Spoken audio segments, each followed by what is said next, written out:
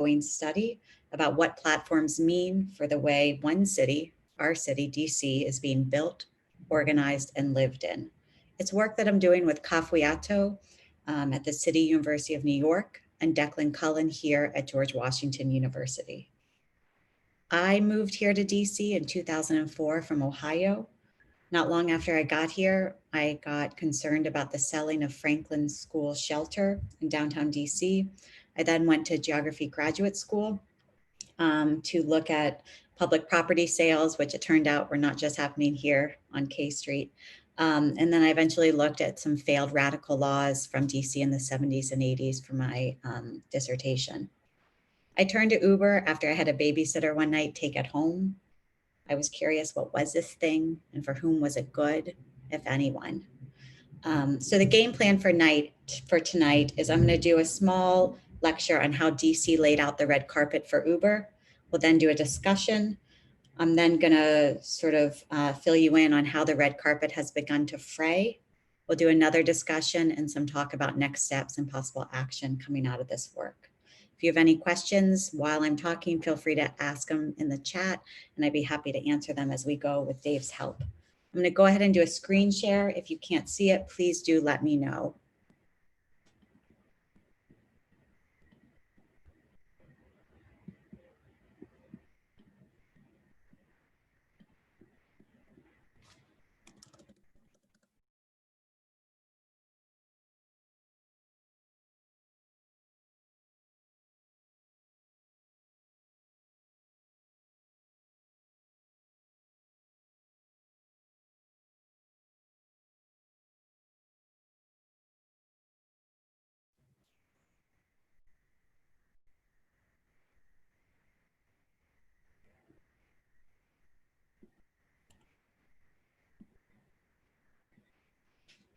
Okay.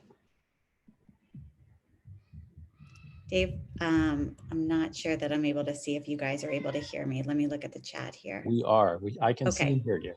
Great. Okay. All right, guys. Thanks. Hopefully you see a picture on your screen of a man named Ron Linton. We're going to start on January 13, 2012 in DC. That day, a man named Ron Linton, who you can see photographed here, ordered an Uber from his smartphone. At the time, this is 2012, Uber was only operating in 6 US cities. Ron was frustrated that the city government in DC, the DC Council, the Office of the Attorney General, and the mayor had yet to confront Uber about whether it was evading the law. So Ron tried to take matters into his own hands. He was, after all, the chair of the city's taxi commission, which still existed then. At the end of the Uber ride, at a hotel in downtown DC, taxi enforcement officials were waiting. They issued the driver a $1,600 fine and impounded the vehicle. Ron had set up and starred in his own sting operation. Almost immediately, public debate erupted. What should DC do about Uber? There were 3 answers that emerged. Change the law to accommodate Uber, change Uber to accommodate the law, and whatever is done, make sure the city does not appear anti-tech. A young Google retiree with a local blog, okay, you guys know David Alpert, exemplified the first position. In a letter to the editor of the Washington Post, he said that if the city finds Uber to be illegal, then, quote, something is wrong with the law, not with Uber, end quote. Ron, the taxi commissioner, fit into the second category. He wanted Uber to agree to licenses, inspections, and other requirements that were already in place. Regulations, he said, quote, make sense out of chaos, end quote. For 5 high-ranking city officials who participated in this study, the issue was less how to regulate Uber and more whether regulation would make the DC mayor, who was very much, quote, trying to grow the tech sector, end quote, appear to be, quote, anti-innovation. Ron's sting operation was embarrassing and, according to one official, quote, a silly PR stunt. The sting operation was also totally ineffective. Later that year, DC officials awarded Uber its own business category called Transportation Network Company, exempted it from existing taxi regulations and taxi commission oversight, and eliminated 3 possibilities: a ban on surge pricing, a requirement for 10% of Uber's fleet to be wheelchair accessible, and a price floor. As the Washington Post put it, the law that eventually was passed would have, quote, little practical effect on the actual operations of Uber in the city. But the end of Ron's struggle in 2012 to regulate Uber was by no means the end of the city's larger problem. The city would go on to regulate Uber again in 2014 and again in 2018. And lo and behold, this year, the city has again been confronted with the question about how to regulate these services, which the pandemic has rebranded as essential services. In the words of one of the drivers of our study, she said, the pandemic adds another layer to the feeling of being inadequate that happens when you take a job because you have no other choice, end quote. The name that I put here is a pseudonym, and it will be for the rest of the folks that I quote in this study. Platforms are propelling the idea that essential workers deserve applause, but not decent pay, safe workplaces, or a host of other fundamental labor protections. Earlier last month, DC officials adopted a temporary cap on the commission that delivery platforms can take from restaurants. They flexed their regulatory muscles, but took no action to protect the commission that these platforms take from workers. So we have protected the essential services, but not the essential workers. So what? Why should anyone care on this Monday night about what happened in one city with one platform over the last 9 years? Our study says that you should, right? Which is that DC, the study about DC takes us inside the nitty-gritty reality of how platforms are becoming new institutional actors in cities and changing the shape of urban governance. I'm going to argue that DC's regulatory choices around Uber, their decisions about how to regulate it, illustrate the reality of policymaking in the first quarter of the 21st century, a moment in which policymakers have to contend with the promise of new technologies, the legacies of underfunded public infrastructure, and the pressures of responsible development in cities beset with deep racial and economic inequalities. In 2016, lobbyists for Uber and Lyft outnumbered those for Amazon, Microsoft, and Walmart combined. That year, Uber alone had 370 active lobbyists in 44 states. TNC lobbying, Transportation Network Company lobbying, that new category we've given to Uber and the like, is so intense it has been called, quote, state interference. Beyond legislation and lobbying, the presence of these entities in cities has taken the form of partnerships. In the last 5 years, Uber itself has set up 20 such transit partnerships, offering cash-strapped cities the possibility of on-demand services. When Uber started, its motto was, quote, your own private driver. Today, it's transportation as reliable as running water, or here's a great favorite, the Amazon of transportation. Platform companies like Uber are presenting themselves as indelible partners for urban governments, which could have major implications for how governance is done, which publics are prioritized, and who survives the pandemic. Just today, Uber announced that it was going to spend $2.65 billion to purchase Postmates and expand its breadth. Tonight, I want to show you 3 things: how DC became a legislative model for Uber, how Uber became an institutional actor in the city, and why we should care about such a thing, why it matters for the way we think about urban life and the future of capitalism. The point is this: platforms are becoming new institutional actors and changing the shape of urban governance. For those of us concerned with the working class, or as a pandemic has rebranded them, the essential workers, there are significant implications with the entry of Uber and the like into city politics.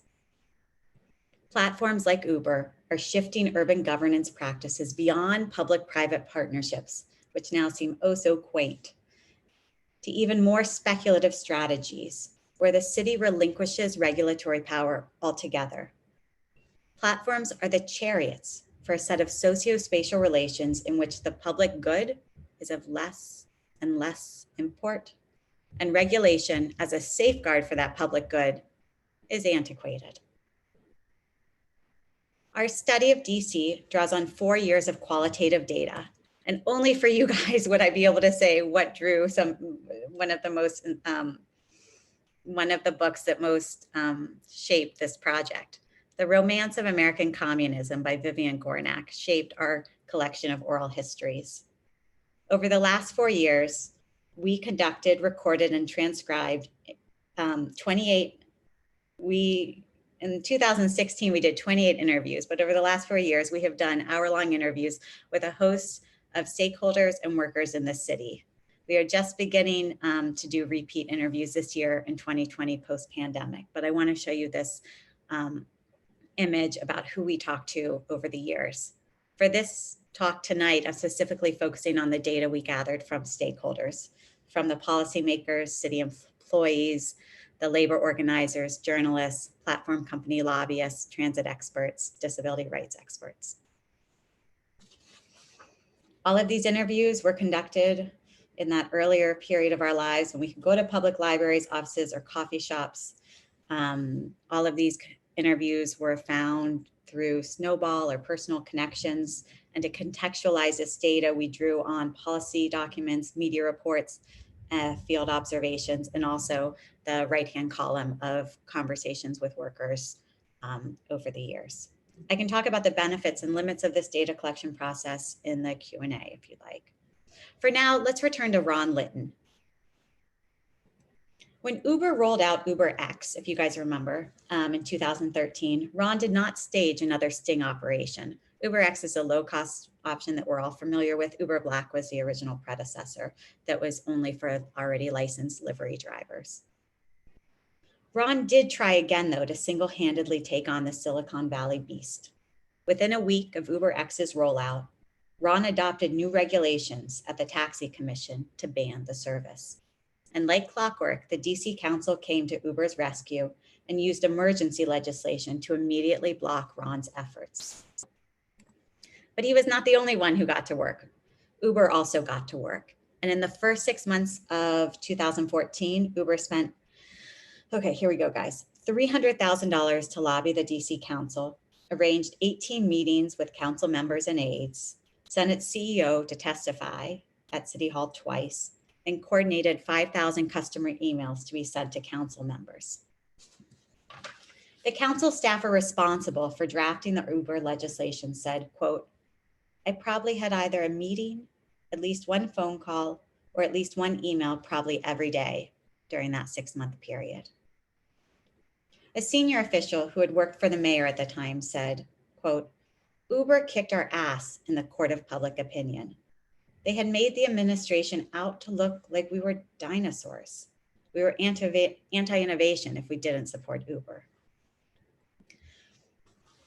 The senior official went on, quote, "I always found it ironic that after fighting DC for so long, and we've talked about this, Uber eventually started going around the country saying that DC was a model jurisdiction. Because when we lived through it, it was extremely adversarial," end quote.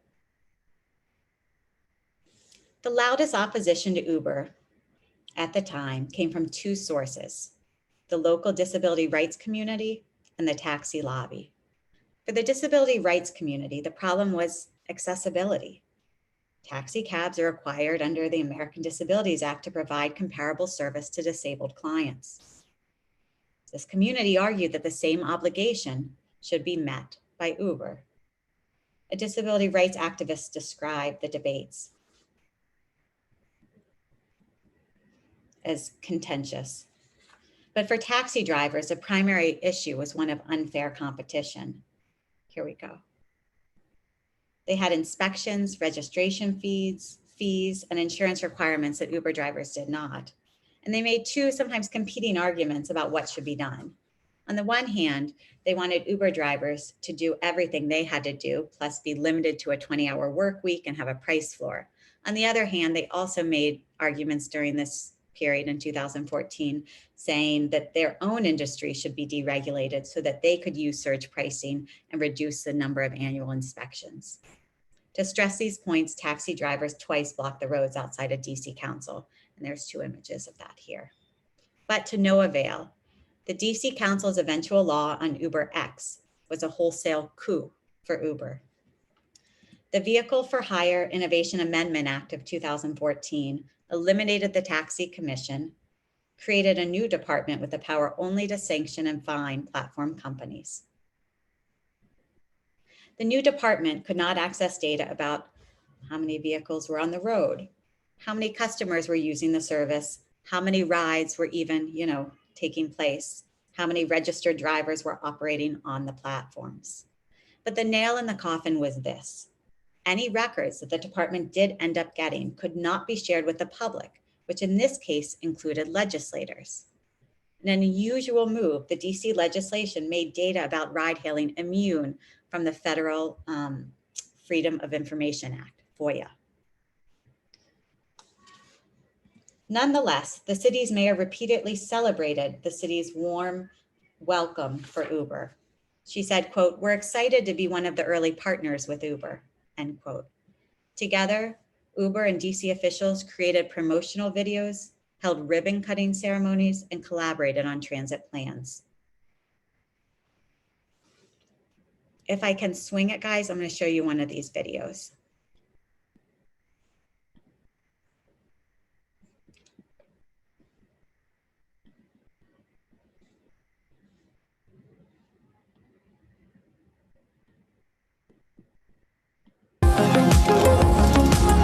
Since we launched 4 years ago in Washington, D.C., driver partners have provided 37 million rides between residents and visitors. Over 2.36 million individuals have taken a trip. $500 million has been paid out to driver partners. It really wasn't that long ago. In neighborhoods like the one where I live, where you couldn't get a cab at all. We had to serve more people in Washington, D.C. And that's exactly what Uber has meant to us. 1, 2, 3, Uber on!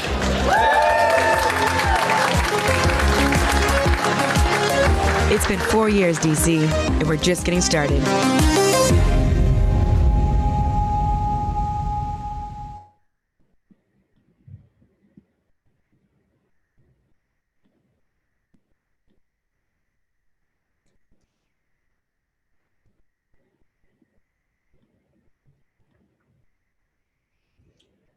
We do not find it surprising that Uber's priorities won out. Hello, Uberville. Uber DC here, bringing you another video. Oh, guys, today we're going to talk about our GPS system.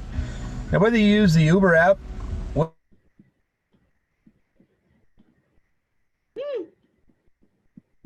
Sorry, guys. Let me try this again.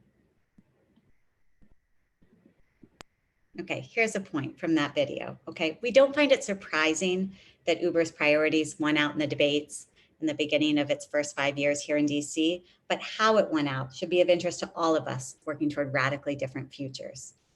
To understand why the city might have celebrated such an arrangement and why DC was so incredibly popular, there's 2 things that I want you to keep in mind about DC itself. One is that there is, as you know, intense inequality. There's a significant number of workers in DC who are struggling to make ends meet, and an increasingly wealthy population of people with a disposable income. But a second factor at foot has to do with the underfunded transit infrastructure in the city.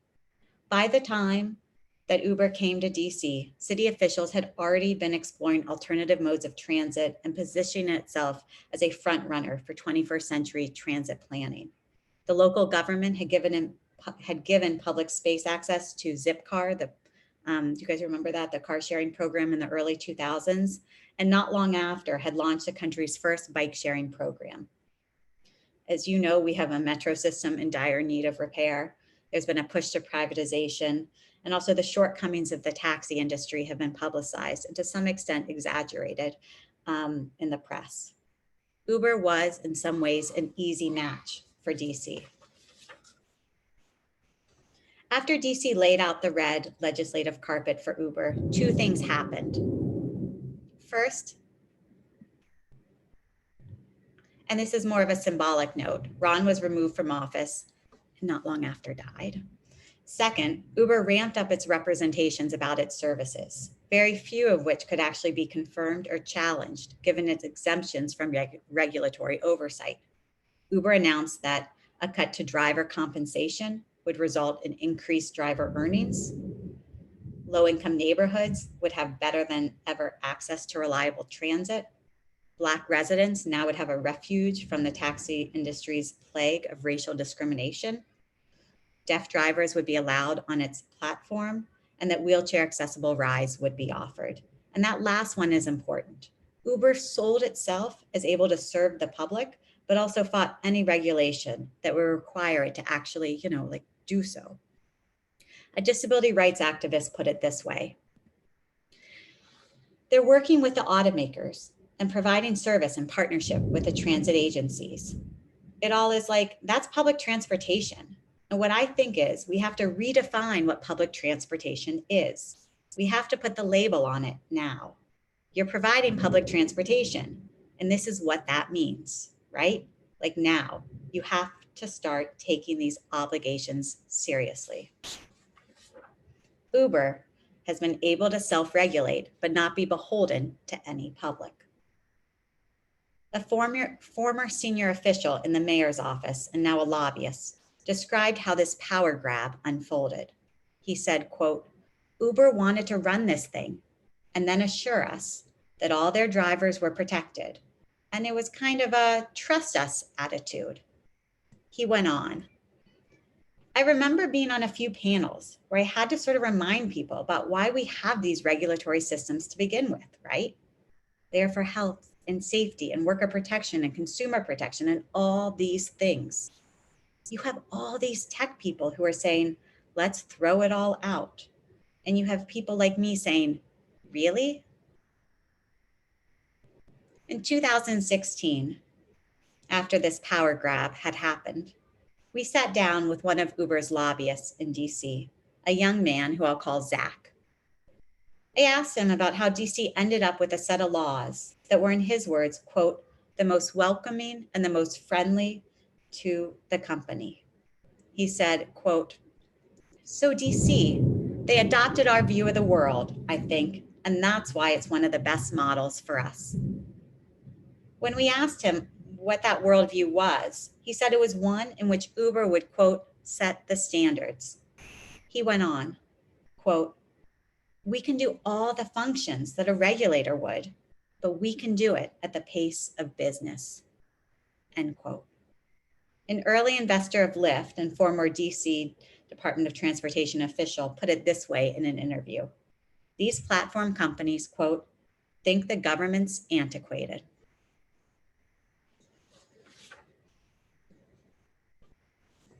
With that comment in mind about the antiquated government, I now want to open it up to discussion as we take a break from the first lecture before we move into the second. And I want to ask you guys a series of questions about what you think the role of regulations in government should be in the way we live our lives. I want to pose these questions. How do you see local regulation or city government shaping your own life? What is your worldview and how does government fit into it? And how has COVID shaped these ideas, if at all? Dave, I'm going to ask you to help me sort of do the participant interaction here. You guys, we had thought we were going to do breakout groups, but we weren't able to make that magic happen. So yeah, if people want to put their comments into the chat function, and then we can read them out to you there. Sounds great. Thanks, Dave. I will say there was one comment a little earlier where Debo said driver partners, what a cringeworthy and misleading term. Absolutely. So one of the things I'll get into in a few minutes, right, is the point that these, the workers who work on these platforms are called, quote, driver partners, but in fact, they're likely just misclassified workers who aren't given their due, though California is trying to change that at the very moment that we're talking.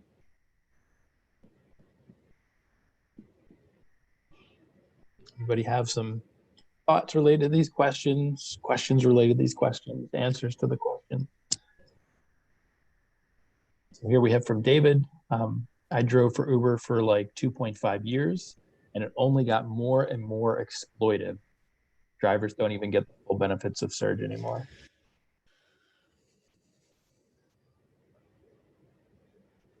I'm so sorry.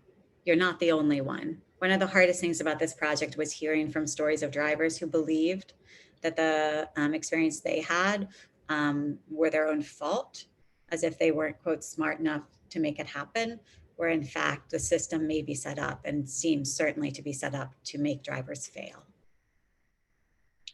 Taylor, we have, I'd say COVID has made me realize how much workers are on their own. Drivers had to install plastic shields on their own now.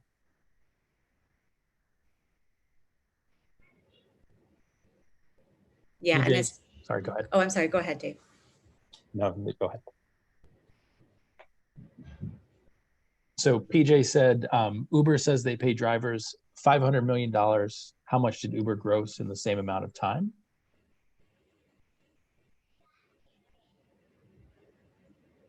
James says, Uber lied to workers and promised the impossible, endless flexibility and great earnings. Workers bought into that, but they lied to the cities too. Less cars and less traffic. The opposite happened. Certainly that's the case here in London. More traffic, more pollution, more workers and poverty. And I should highlight, James, that's quite an honor that you're on this call. And I should say for everyone on here that the quote that Dave just read is from James Farr, who has been working tirelessly in London, both to organize drivers, but also to make a claim for the data that drivers collect for these companies. And it's a strategy I'll talk a little bit about more in a few minutes. But it has deeply shaped sort of organizing work in the States. So thanks, James. So Joe says, it seems like increasingly urban governance is about interfacing with developers and also the police, leaving the provision of things like mobility and public goods like parks and pools to the private sector.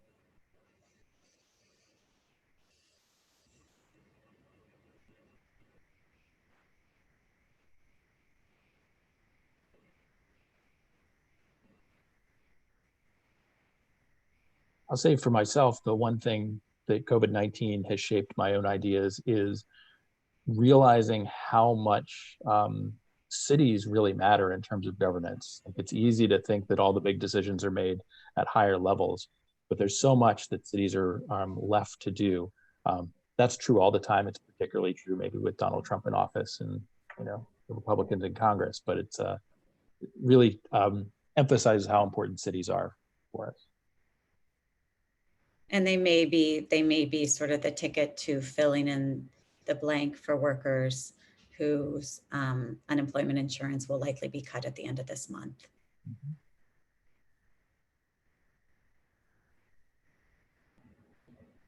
Alex says, agree with Joe above. Government seems more and more like a PR department for corporate interests than an advocate for the disempowered.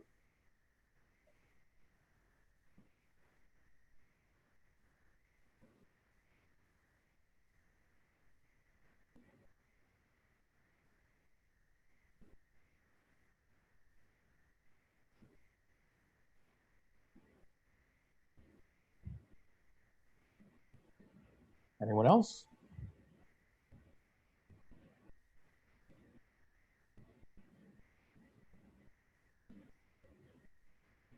Be all the comments for now. Okay, sounds great. Thanks you guys for those comments.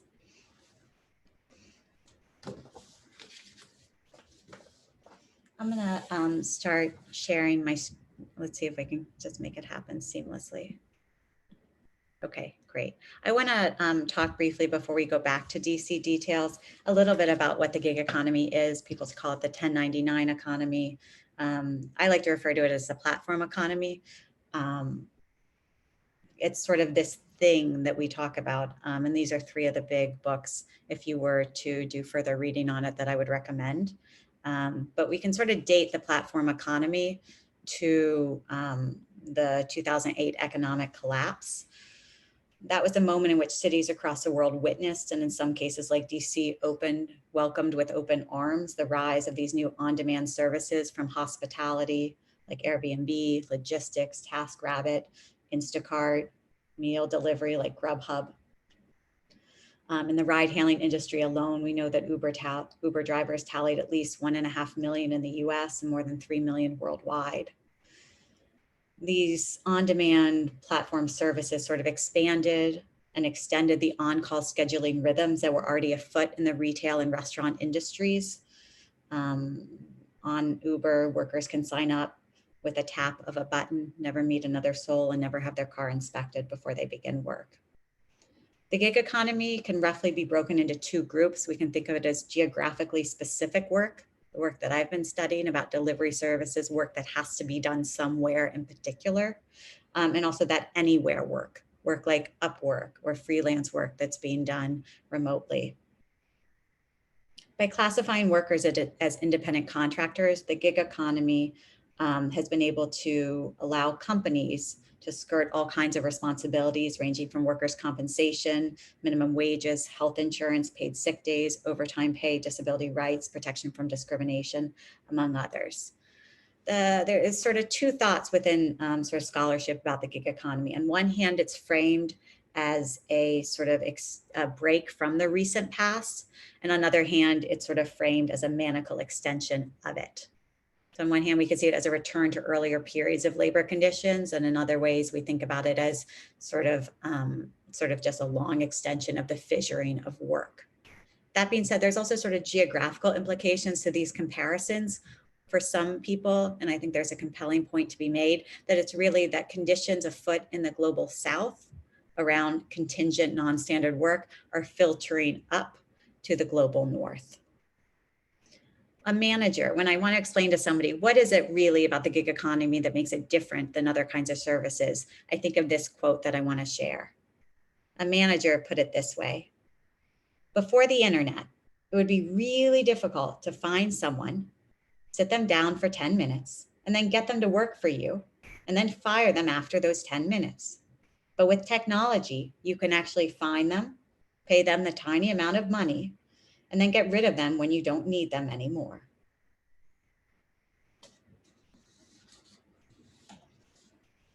I want to now turn to what has happened in DC after the red carpet was laid out.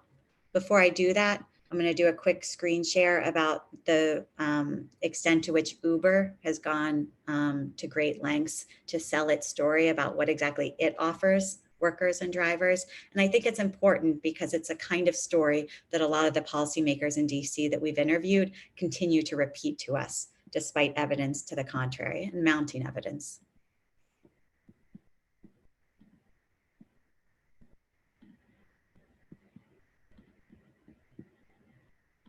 And this is for real, by the way.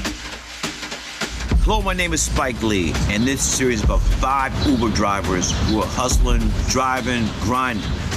And what attracted me to this project is that I know a lot of people who drive.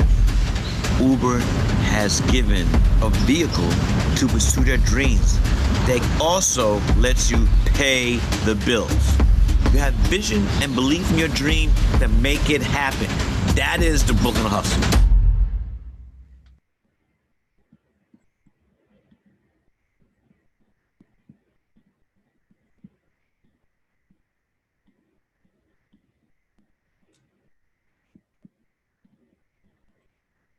There you go. Spike Lee, from When the Levees Broke to A Front for Uber. That's where we're at. The same year that this video, this series of videos about Uber came out in 2018, DC's cozy relationship with the city began to show signs of wear. That year, the DC Council put a provision in its budget to tax ride-hailing as a way to increase financial resources for Metro. New York City and Chicago had recently implemented similar levies on ride-hailing services. Some drama in DC ensued, but not on social media or at public hearings, and not nearly to the extent of the earlier years. This time it was largely behind closed doors, despite this one picture I found from WAMU reporter Martin Astermule. The council's chairman quickly slipped in a key revision to the black box that hung over Uber's operations in the city alongside this tax. So there was a tax and there was this other important amendment that I want to talk about. DC's model legislation had for several years protected one of Uber's central assets, its data. and in doing so enshrine the company's power. But the Private Vehicle for Hire Data Sharing Amendment of 2018 promised to provide actual data on where, when, and how many trips were being conducted on public roads. Because it was part of a budget act, it wasn't publicly debated or individually argued through committees, as the other legislation on ride hailing had been in 2012 and 2014. The impetus had been a quiet mobilization of elite institutional actors outside of the DC government, the Business Improvement District, the Washington Metropolitan Transit Authority, the DC Sustainable Transit Coalition, which was led by the young blogger who I quoted at the beginning of this talk. That blogger had significant access to the chairman and convinced him to do the data request. Uber, Lyft, and Via, according to one person who was in these meetings between the companies and the council chairman's office, were varyingly mad. But, quote, this time, the reputation of the companies had changed and officials weren't afraid.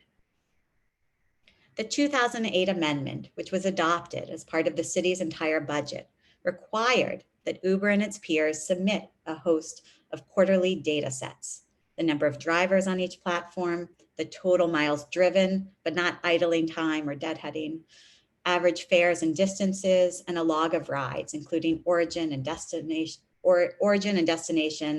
date and time of pickup, and whether the ride was shared or pooled. As part of the act, the mayor was also able, the act also made clear that the mayor could request extra data through a process called rulemaking, which was the same kind of process that Ron Linton, our friend at the beginning of this talk, had originally used to ban Uber. The data sharing agreement is important for two reasons. It reveals the curtain that DC had set up between Uber and the city government, and that curtain had operated for so many years.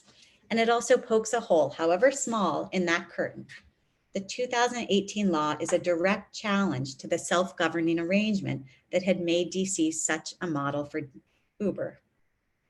But the arrival of the coronavirus has made DC's inroads on data sharing seem cute, if not trivial.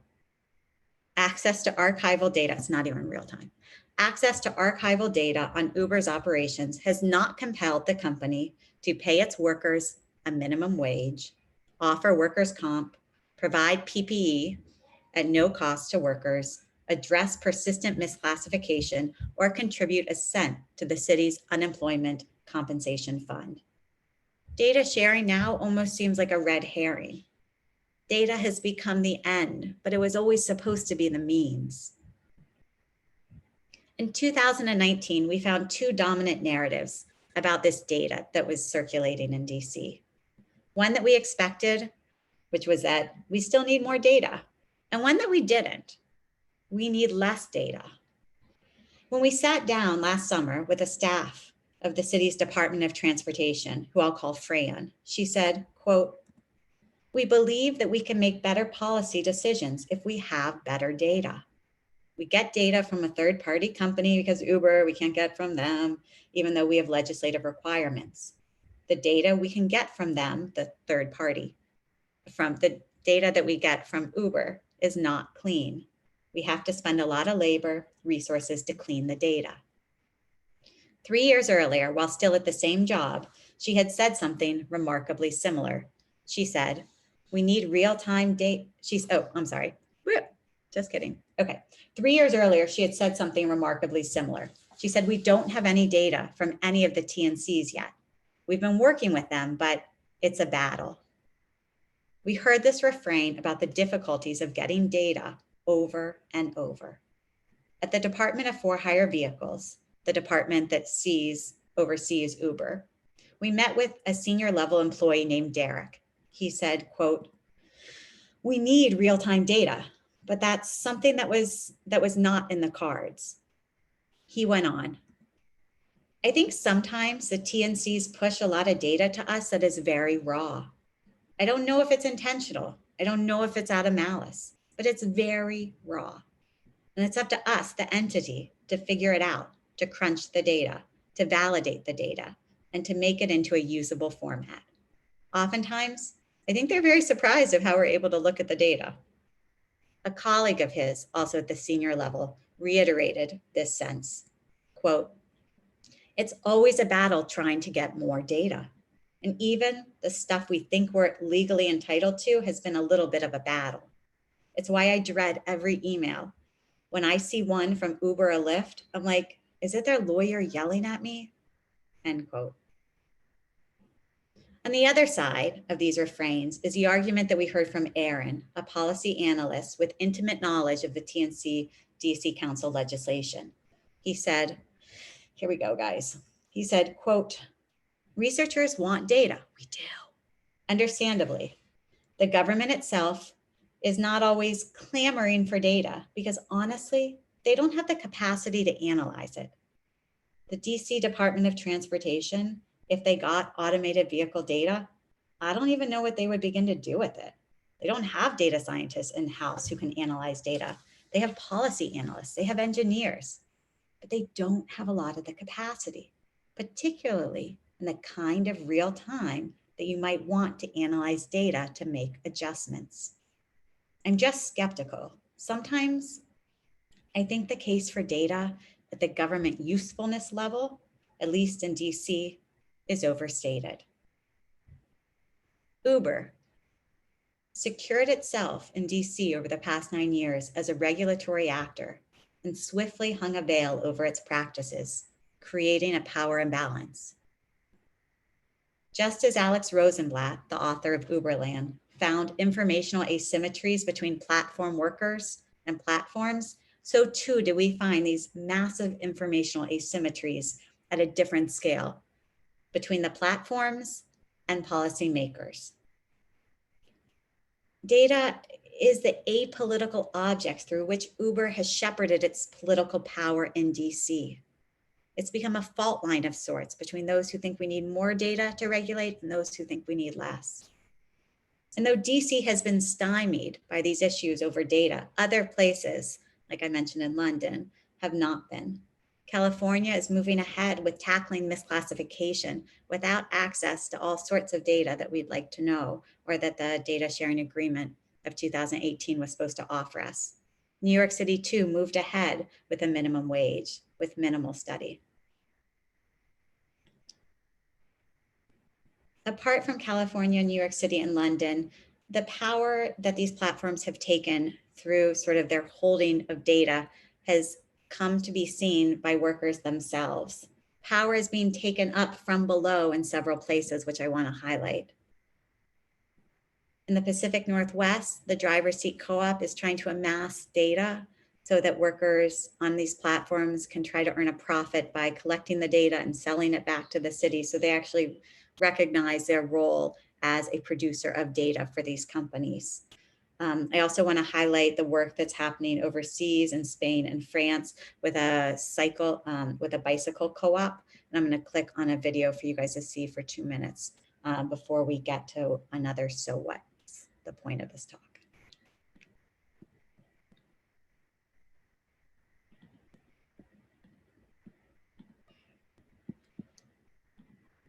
So since the beginning of March, there is this new coronavirus pandemic, and we are almost all in our houses getting stuff delivered. We have no employment rights really, there's no sick pay, no holiday pay. You don't care about your stuff. How they're delivering their food, how they get attacked by knife. It's my life, it's my bike, I have to pay the rent, I have to eat. They are in the front line of the crisis. Una alternativa es autodeterminar el trabajo. We just have to use the latest tools that were created by capitalism and just extend them to implement socialism. We are plotting their demise under the same platforms they built for themselves. The people delivering things at homes are maintaining the society alive. My name is Cristina. I'm a courier here in Madrid. Come from Latin America. I started a co-op. It's called La Pájara Ciclomensajería.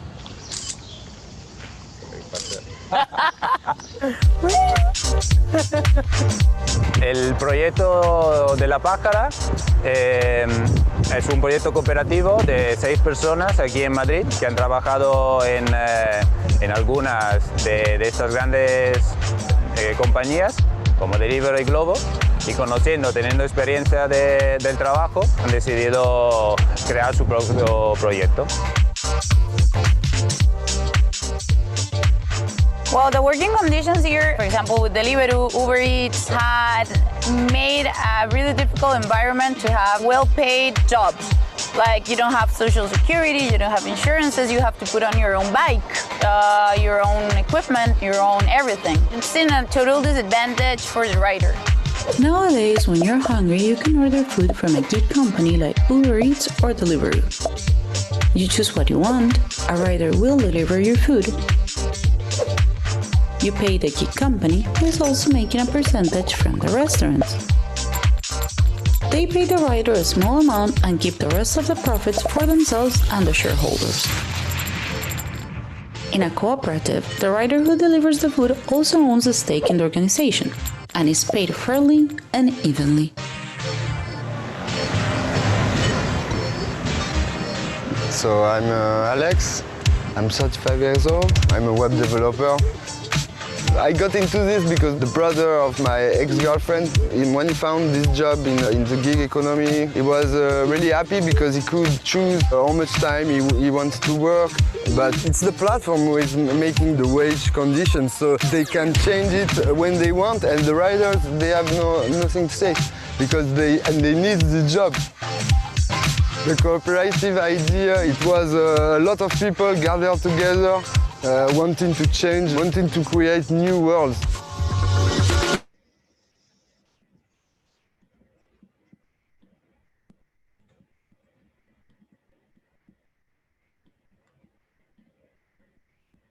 So that was a film from Reclaiming Work about some of the cooperatives that are trying to counteract the power that these platforms have taken over both workers, but also to some extent over the cities themselves. I want to ask a so what, right? And this is my pivot point to the work that geographers have done about trying to understand why these legislative acrobatics for the last 9 years actually matter for understanding contemporary life and contemporary capitalism. To do so, I'm going to draw on a seminal piece in geography about local urban politics. This is a, whoops, here we go. Okay. This is a piece by David Harvey in 1989. At the time, Harvey was outlining a new paradigm for the way cities were functioning. What he saw in Baltimore in particular seemed different to him than what he had seen in earlier decades, both here and abroad. At the time, the federal government in the US was retreating from its financial support of cities. And in the midst of deindustrialization, there was a different sort of politics emerging at the city level. Local policymakers and elites were shifting away from being bureaucratic managers of territories that distributed financial resources from external sources. Instead, in light of the then austerity conditions, policymakers were aggressively focused on finding new sources of capital and supporting profit-earning ventures, often in concert with the private sector. Cities did so competitively, competing against each other and becoming what Harvey would call, quote, entrepreneurial. For Harvey, this entrepreneurialism was a strategy for cities, not some condition that permanently beset urban life. He identified 3 characteristics of this new strategy that he saw in local politics. He saw that cities were engaged in speculative investment projects like mega sports events, real estate projects, third wave gentrification initiatives. Second, cities were relying on public-private partnerships and outsourcing to both save costs and decentralize control. This is known as a shift from government to governance. By urban governance, he meant all those messy structures, processes, stakeholders, and institutions that would shape the way cities worked. And the third characteristic he identified in the new strategies of cities was that cities were shifting their attention from investments across territories, like the creation of affordable housing, to investments in particular places. And this is, you can think of branding or place marketing, This is a moment in which those became important to urban development projects. When David Harvey argued that local urban politics in the US had shifted at the end of the 20th century from a managerial mode to an entrepreneurial one, the smartphone, the Internet of Things, and Uber were barely a pipe dream. I'm going to ask tonight, how does his argument apply to policy-making practices given these changes? And here's one attempt at an answer to that question. On the one hand, Harvey's description works really well for thinking about how cities like DC have sought to attract tech firms, right? This is a whole like, we don't want to be anti-innovation, we don't want to be dinosaurs, okay? Cities have tried to be economic growth engines in a way that they have given, so much so that they've given away their data rights in the same way that they gave away development rights. Digitized landscapes have been optimized for capital accumulation with the government's blessing. Data is capital, after all. On the other hand, and here's where our contribution comes in, Harvey does not chart how the digital platform has become a regulatory entrepreneur in itself. A regulatory entrepreneur is someone that is rewriting laws as opposed to simply currying favor through traditional lobbying. Platforms are challenging regulation, and they are changing policies to better suit their own goals of expansion and extraction. Regulators have relinquished control. Platforms have ushered in a new ideology of technology. Where Harvey found that cities were increasingly adopting entrepreneurial strategies in response to ever higher levels of interurban competition between cities, we find in our study over the last 4 years of DC that in the race to be techie, DC has engaged in even more speculative tactics, ceding legislative and regulatory control to the private sector altogether. The presence of Uber in DC is evidence of institutional experimentation. It's evidence of what Eric Swinigdow has called, quote, governance beyond the state. Uber has engaged in regulatory arbitrage, a practice that ignores, confronts, and often transforms local laws. In taking on this role of a regulatory entrepreneur, Uber has emerged as a new institutional actor. Urban governance in the age of Uber certainly has its roots in outsourcing and public-private partnerships and the broad shift toward decentralized and distributed governance. But there's something different going on here. We argue that the entrepreneurial city has birthed the entrepreneur as the city, a city in which entrepreneurial capital becomes its own regulator. In DC's recent past, a new kind of urban governance practice has taken hold. It is less about entrepreneurial strategies and more about regulatory relinquishment. Technology is both the method for this kind of new governance practice, but it's also the rationale. So given that, the emergence of the Uber platform is not just technological or even economic, it's also inherently political. My last point before we turn to discussion is this. We don't find it surprising that Uber's priorities have thus far won out in DC, but how it has won out should be of interest to all of us working toward radically different futures.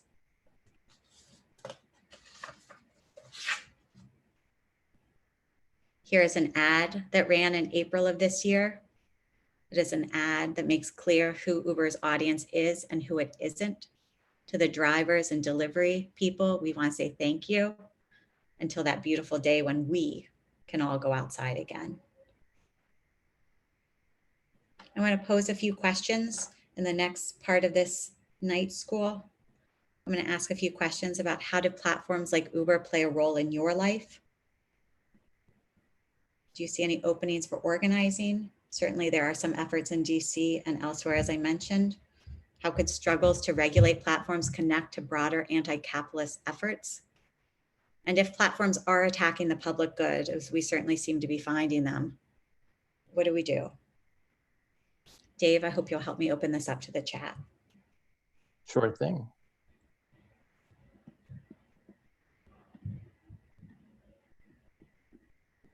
There was some discussion earlier, and you can save this one for later if you want, bit about the status of Uber and profits. So like, are they profitable? Are they losing money? Those sort of questions, which may be a bigger thing that you don't want to get into.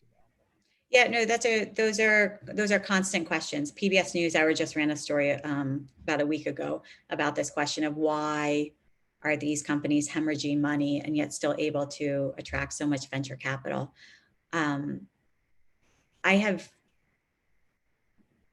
Our speculation at this point is that the thing that they've harvested is really data.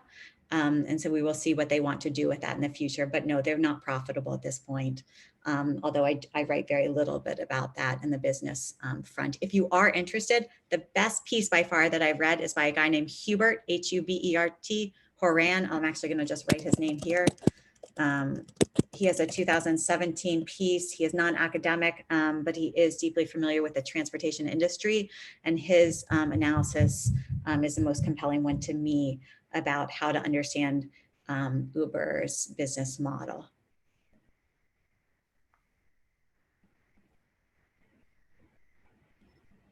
I'm going to ask a question for myself too, which is looking at your first question. It seems to me that at least people that I've interacted with that are drive for these platforms, that many people seem to buy into this notion of driver partner, as we said before. I'm sorry, many people seem to buy into the idea of being a driver partner, of the drivers themselves being entrepreneurs. Do you see that as a real challenge in the organizing, the idea that people are entrepreneurs rather than workers? Because that leads you in some very different places. Yeah, so so our work, this project is really two-pronged. One prong is about what's been happening with city government, which is where this talk comes out of, but sort of in some ways, an equally big prong of this project is what's happening with workers on the ground. And one of the questions, as we've been following the 40 people who drove for Uber in 2016, as they move in and out of gig work over the years, and even this year during the pandemic, one of the things that sort of shocked us is that initially in 2016, it was something like 78% of these drivers had never met another Uber driver. One of the things we found, and we have I have some readings that I can offer on this topic, is one of the things we found is the extent to which the Uber workplace is sort of dramatically isolated and atomized. And it's an incredibly great barrier to organizing because, as I said earlier, a lot of workers end up internalizing their shortcomings on the platform as their own fault, rather than sort of recognizing sort of their shared issues with others. And so it's very hard to build community and organize when you don't see other workers and you don't see yourselves as similar to them. And there's also this weird narrative that happens with automated vehicles where drivers are told that their jobs are going to disappear and drivers believe that they're only on this temporarily. So, you know, it's sort of like, why unionize the engine room of the Titanic as it's about to sink, right? It's hard to want to organize a workplace that you're told is going to disappear. So that being said, there are tremendous barriers to organizing. And for that reason, the efforts that have come out in the last 2 years are really all the more incredible for it. And right now we're watching, I mean, I should stop rambling, but right now, if you are not watching what's been happening in California with Los Angeles's Rideshare Drivers United, I would urge you to. There's a big ballot initiative coming this November in which Uber and the like are trying to invalidate a recent law that really strengthened misclassification in the industry. So Aaron asks, how are drivers typically able to meet each other? That's a great question. A lot of our drivers still, 4 years on, don't know any other drivers. Some of them meet through online communities. Some of them meet at the one place in DC where they've met is at the DC airports, although those have sort of police presence has sort of limited some of that. There's certain McDonald's that, you know, where drivers end up congregating or gas stations, but it's very difficult. So Antonetta says, I've observed this, the driver as an entrepreneur discourse in that drivers have to take microloans to lease a car from Uber. Yeah, so we talk about those loans as subprime auto leases. I think the best comparison is a subprime mortgage crisis, where people of color were often taking on terms of terms of mortgages for homes they did not sort of understand. And something very similar we found has happened with workers, especially women of color. So PJ asks, how about driver co-ops like Union Taxi? Yes. Yeah, so on that, let me show this slide again, you guys back here. Yes, so there are efforts. There was Ride Austin that was active for a while. There's Radish that just launched in Montreal. There are efforts to try to build some alternative, and certainly that was what the film I showed. There are efforts to try to build these options out. In DC, it has not taken hold. So James says, all politics is local, Tip O'Neill famously said. All transport is local too. Uber has not been able to escape that. It tried in Europe to be regulated as a pan-European tech firm, but failed, and so must submit to local transport regulations instead. Same in the USA. The opportunity for passengers and for workers is to organize locally at the city level and demand regulatory oversight and worker protection. Yeah. Absolutely. I mean, one of the exciting things about following this story of Uber is that there are very few things that have been so locally regulated over the last, 40 years, and TNCs are one of them. And if you think of environmental regulation or other sort of pressing issues of our time, for some odd reason, it is sort of a wonderful opportunity if we think of labor rights as something that we can do bottom up. And California, I think, is showing that to be true right now. So Aaron follows up with his prior question saying, or I guess, how have organizers gone about bringing people together? So that's great. There is, Taylor Woods, who I'm going to give you his email address for, who is working with Drive United, the logo on the bottom left corner here in DC, which is a Metro DSA sort of offshoot. They have used a app called Solidarity that comes out of LA, Rideshare Drivers United, to try to more easily bring people together. Some of it comes from Facebook ads, but very little of it comes face-to-face at this point. So Joe says, I live in a transit desert, more or less. There's bus service, but it's confined to Monday to Friday at peak hours. So I depend on Uber from time to time for trips outside my neighborhood. I think there's an opportunity to organize for better transit, but there is also maybe a place to decommodify ride sharing through community board or something. Maybe that's too pie in the sky. No, it's not. Remember, Metro was supposed to be our social housing, our social transit solution, right? So Alex says, is there a technological / digital version of picket lines that can be applied to things like Uber? That's a great question, Alex. One of the hardest things about last year in May, when Uber's IPO went to Wall Street, there was sort of what I would call the first global picket line. But one of the really hard things about it is it's hard to tell who's a scab. It's very, very difficult. Because you can't see how many people are on there, and really workers are operating within a black box where they don't know. And one of the things that organizing and collective life does, right, is it gives us a boost when we see others like us who are taking a stand. And that's very, very hard to do in this workplace. So BJ said, I'm willing to kick in a ride hailing app for a local driver co-op. Is a rough cut demoed for Monco's Flex on Demand bus service. So link to that. So Joe says, also we need to start calling BS on all the very sexy mock-ups of the digital curb services by AVs. Not happening.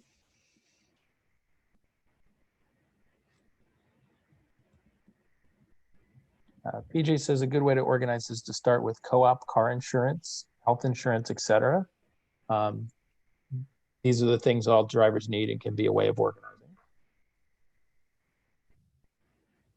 And then Taylor says, we use Facebook ads to route people into the app and then talk with drivers before in-person meetings. answer, I think, to the earlier question. Yeah, and so Taylor has been hosting, I don't know if you would say bi-monthly or monthly meetings. And one of the nice things is that, and I think, Dave, you'll correct me if I'm wrong, I believe Metro DSA endorsed Ed Lazier. Yes. Yes, and so Ed Lazier, actually, who is a candidate for council at large, listened in on one of those meetings because he's very much interested in trying to support the issues that are confronting these workers. One of the sort of silver linings of the pandemic is that it is shining a light on working class issues. And so to the extent to which these workers and the platform workers in DC, their issues are finally getting some attention, it may be a bit of a blessing. We'll see.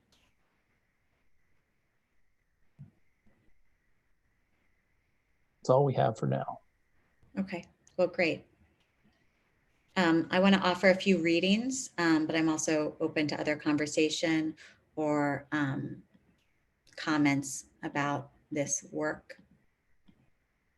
If you are interested in reading more, absolutely. What I think is the best book about the gig economy right now has been written a few years ago by a woman named Sarah Kessler, who is, she's a journalist, and she writes a book called Gigged, The End of the Job and the Future of Work.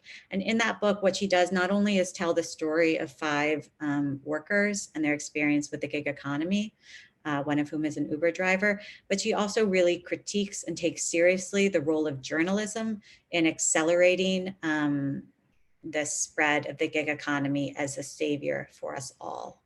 And I think that makes the book quite unique. The second book I have here is The City is a Factory, and this is a collection of stories about spatial strategies for action, what we can do and why the city is really where we're going to see organizing work. We can certainly see it with Black Lives Matter work that's happening right now, that we're not going to see organizing work at the door of the factory, but we're going to see it on the streets. And the third book is a book that's about 10 years old, or 15 years now. It's called Our Daily Bread. And it's a history about the work relation and the wage relation and how that is constantly political and shaped over time. I also have listed here 3 of the pieces that my colleagues and I have written about this project. The Blue Uber Workplace in DC report is one that directly talks about worker experiences and less so about the political context in which Uber won the day in DC.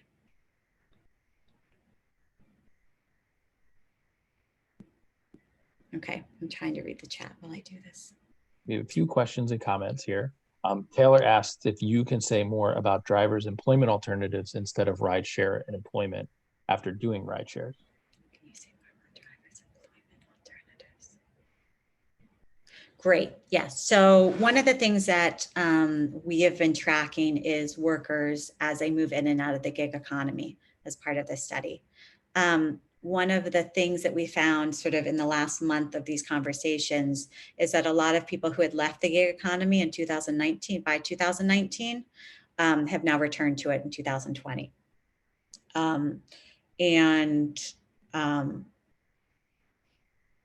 One of the things that is hard is hearing the extent to which a lot of workers don't see the Uber platform as very different from the other kinds of jobs that they've had.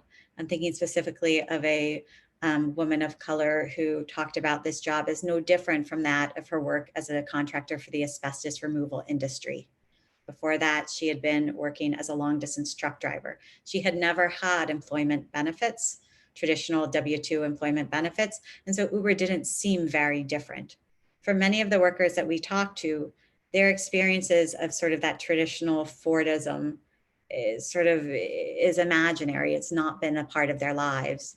One of the things that we follow in this study is also asking questions about their social lives. How many people in their life have had a W-2 job? How long have they worked at those jobs? What has their employment experiences been? Because we often see sort of long trajectories of people working contingent non-standard jobs, and then the effects that that can have on household budgets and economic stability. So James says, one set aspect of the worker experience is the problem of sudden, often unfair and unappealable firing, aka deactivations. Yeah, so one of the things that workers face, and one of the things that policymakers don't believe happens, this is what's so hard, right? On one hand, as part of this project, we're constantly studying what's happening with workers on the ground, and then we're asking policymakers what they make sense of, and it just feels like they've got the Spike Lee version, the policymakers, and workers have sort of the reality that we're seeing as totally divorced from that. And so, yes, workers have little to no control on these platforms, and they can be deactivated at a whim. It has dramatically affected organizing efforts in DC. At the airport here, there was some thought after the Uber May 2019 strikes, the demonstrations, that Uber called in, gave a tip to journalists and to the police that they should come in and check out the DCA, what's it called? The DCA, not the cell phone waiting lot, but the TNC waiting lot where drivers waited for their next hail, and that some of the drivers were deactivated after they had participated in the protests. I was thinking about, there used to be an Uber ad, I haven't seen it in a while, where it's a person going back and forth between living their life and then earning, going back and driving. So it's the sense that they have this full life, and this earning is something they just do a little on the side. And I'm wondering how much you think that figures into both the public perception of Uber, that this is something that people do on the side, how much that's true, and how much that is kind of the way the policymakers think about it. So even today, actually on Twitter, there was some, like, I think fair criticism of a new paper by Uber affiliates about how much money drivers in Seattle make, because Seattle is considering right now a minimum wage for drivers, which is so right, like logical, right? And the UC Berkeley, and another independent researcher from the New School came out with a study today showing how little Seattle drivers make. But sure enough, Uber had, paid some researchers also connected to Cornell to produce a similar study showing the exact opposite. And so to the extent to which drivers are doing it part-time versus full-time, or the extent to which it's a small part of their lives, I don't know. What we found in our study is many drivers are working many, many long hours and not making minimum wage. I hope that is not representative. I fear that it is. I don't have any data to the contrary that I trust. And so I think one of the hard things is the attitude that I shared from that policy analyst who I called Aaron, that idea of like, we have enough data, we don't want to do any more data analysis, like that's sort of like turning away from data, which I don't want to say is like turning away from the news, but there is like this weird tension that we found around data and sort of the desire of policymakers to want to govern. And so I very much worry that questions about, well, are they really working full-time? Are they part-time? Is this just a side gig? I feel that sort of becomes a distraction from sort of the more fundamental question, which is this a dignified workplace? And are these workers protected? So we have a couple people that want to learn more after this is over. One person asked how they can keep up with the research you're working on.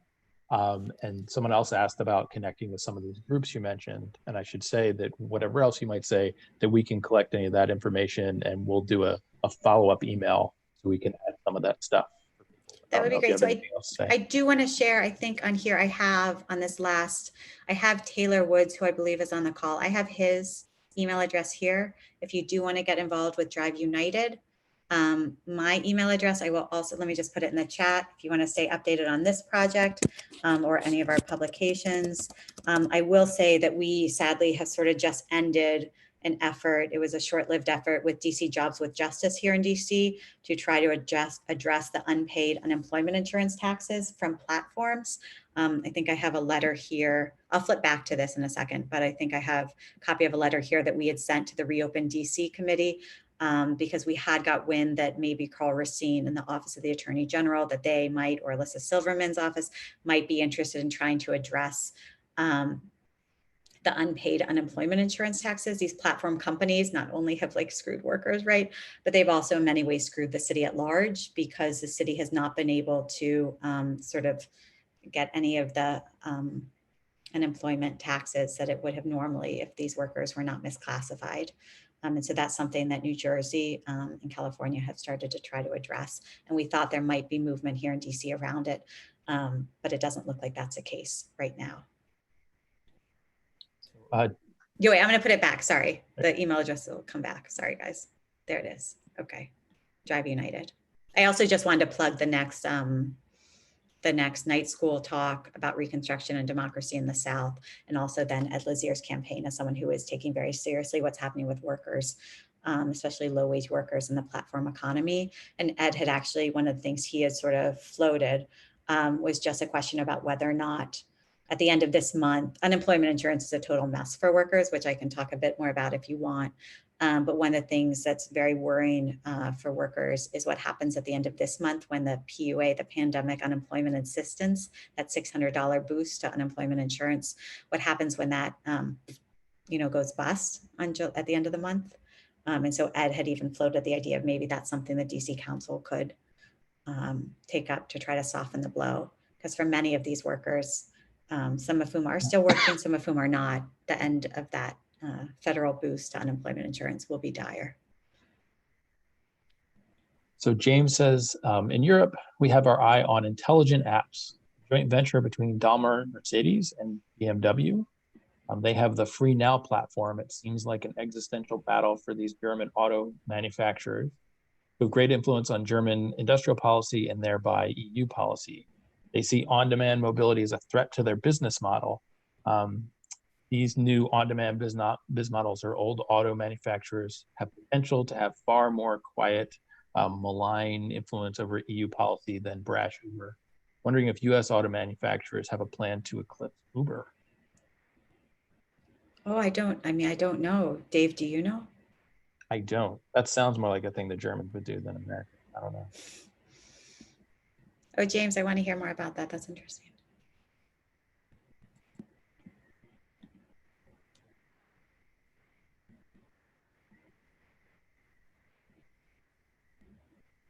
Any final questions or comments before we wrap up here?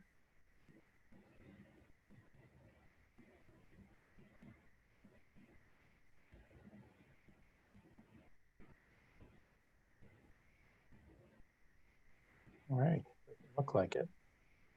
Well, I want to thank everyone for coming tonight. I want to particularly thank Katie Wells for this great presentation. I too am going to plug the next night school. As we said, it's Reconstruction and Democracy in the South. It's going to be on July 13th, again at 6:30. Here on Zoom, like everything else. That was going to be presented by Robert Greene II. It's going to be very good as well. And we should have some more events to post before too long. Thanks again and have a good night. Thanks, Dave.